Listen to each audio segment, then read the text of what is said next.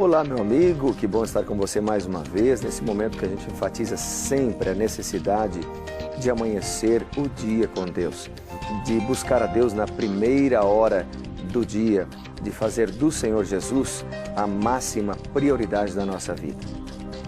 Hoje quero conversar contigo um pouquinho sobre condições para a oração. É isso aí. Existe alguma condição para Deus atender às nossas orações? Existe alguma ocasião em que Deus não atende às nossas orações? Aliás, precisamos fazer alguma coisa para Deus atender às nossas orações? Eu tenho aqui nas minhas mãos um contrato, e um contrato ele tem várias cláusulas, e ele geralmente um contrato é uma segurança de que um acordo que foi realizado entre duas partes será cumprido. Um contrato tem algumas condições, tem algumas penalidades também para aquele que não cumpre aquilo que foi acordado. Bem, nós vamos dar uma olhada então na palavra de Deus, na Bíblia, se existe ou se existem algumas condições para que as nossas orações sejam atendidas. Em primeiro lugar, eu quero lembrar você, a oração não é só uma reza decorada. A oração é o abrir do coração a Deus como a um amigo. E se Deus é meu e o teu amigo, Ele está disposto a ouvir sempre as nossas orações. Essa é a premissa mais importante antes de começarmos esse estudo. Deus está não só desejoso, mas ansioso de ouvir você. Ele quer estar do teu lado, porque Ele te ama. Ele tem prazer em estar do teu lado, porque Deus criou você, Deus morreu por você. E Deus, Ele é seu amigo, não apenas um Deus criador que está distante, numa esfera superior, num planeta superior, num universo superior. Não. Deus é o Todo-Poderoso, sim, mas Ele também é teu melhor amigo. Com isso em mente, nós vamos dar uma olhada então em alguns textos da Palavra de Deus. Eu quero começar convidando você para ler um texto que está no livro de Isaías, capítulo 59. Isaías, capítulo 59, apresenta aqui uma declaração muito importante. Está bem aqui, eu vou ler para você.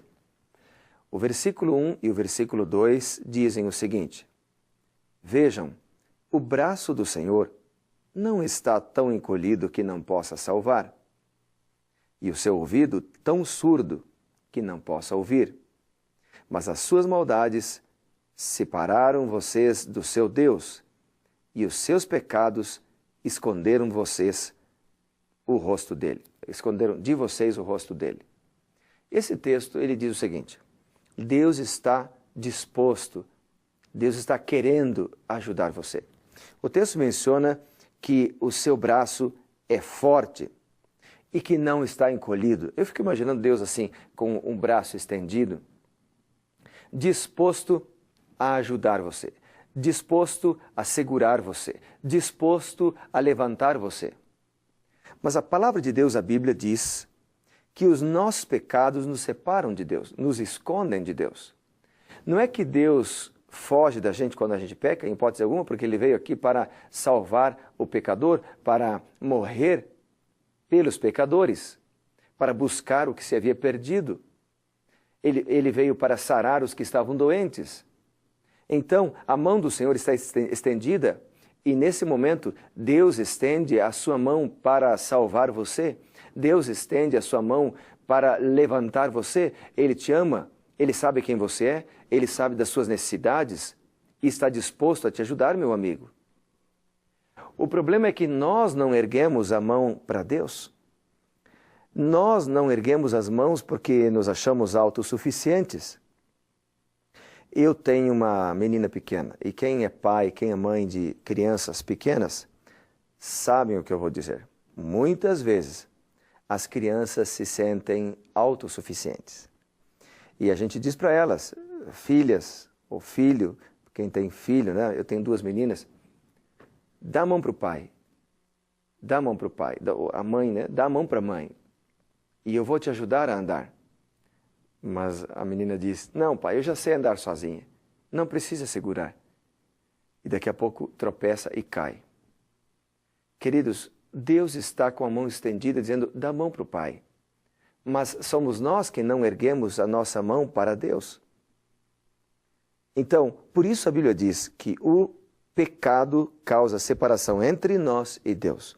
Agora eu quero ler outros textos da palavra de Deus. Olha só, tem aqui o Salmo 66 e o versículo 18 diz, se eu acalentasse o pecado no coração, o Senhor não me ouviria. Se eu acalentasse o pecado no coração, o Senhor não me ouviria.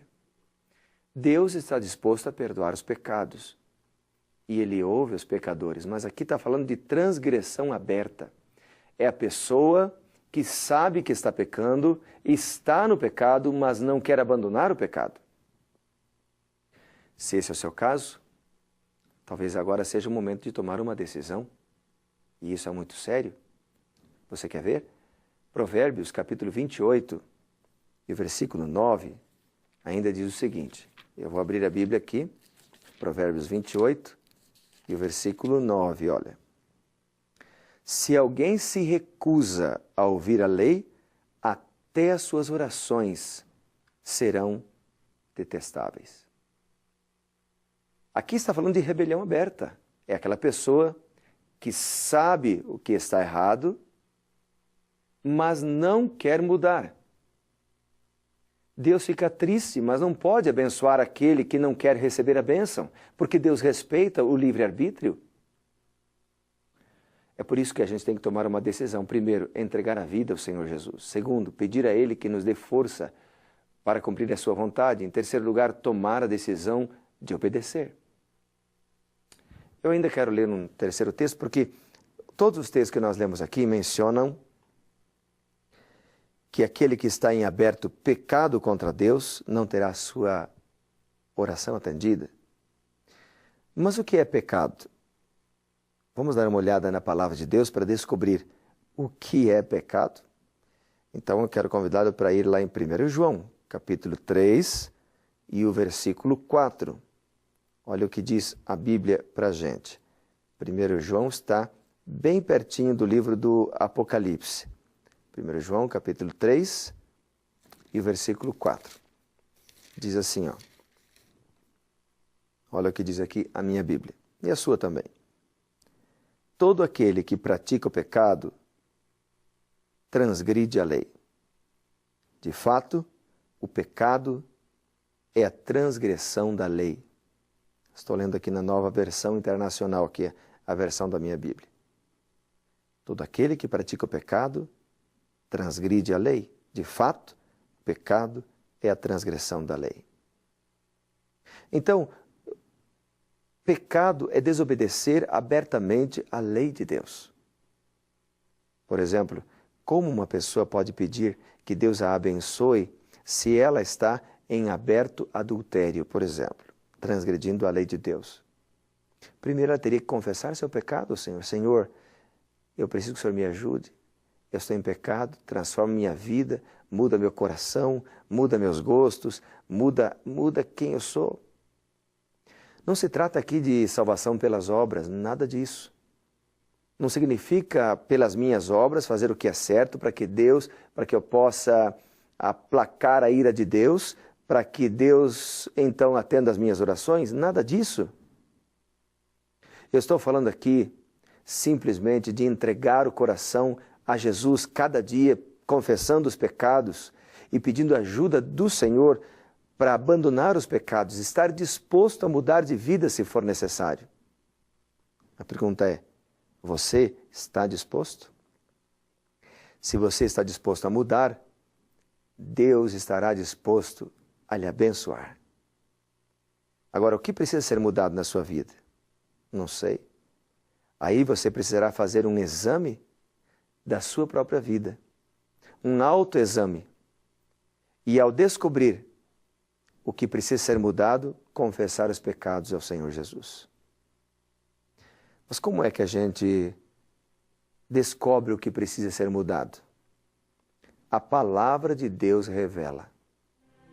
E é por isso que a Bíblia diz no Evangelho de João, e eu quero ler para você agora esse texto, Evangelho de João, capítulo 8, versículo 32. Aqui João cita as palavras de Jesus Cristo, né? Ele diz assim, ó, João, capítulo 8, versículo 32. E conhecerão a verdade, e a verdade os libertará. E o que é a verdade? João 17, 17 diz, santifica-os na verdade, a tua palavra é a verdade. Quando estudamos a Bíblia Sagrada, a palavra de Deus nos liberta porque nos mostra o que é pecado. Nos liberta porque nos mostra que estamos em transgressão aberta à vontade de Deus, à lei de Deus. Mas ela nos liberta porque a palavra de Deus nos apresenta Jesus, o Espírito Santo, que queima os nossos pecados, transforma a nossa vida e nos dá força para vencer. Isso mesmo, tudo posso naquele que me fortalece. E agora, meu querido, você está disposto a entregar a vida ao Senhor Jesus? Confessar o seu pecado e dizer, Senhor, me ajude, eu quero ser fiel? Se é isso o teu desejo, faça isso agora. Nós vamos orar, eu vou para o meu cantinho orar e você vai ficar aqui. Eu vou te dar alguns segundos para você orar, buscar o poder de Deus, confessar os seus pecados e assim se levantar vitorioso no nome do Senhor Jesus. Faça isso, porque é importante lembrar, primeiro, o reino de Deus.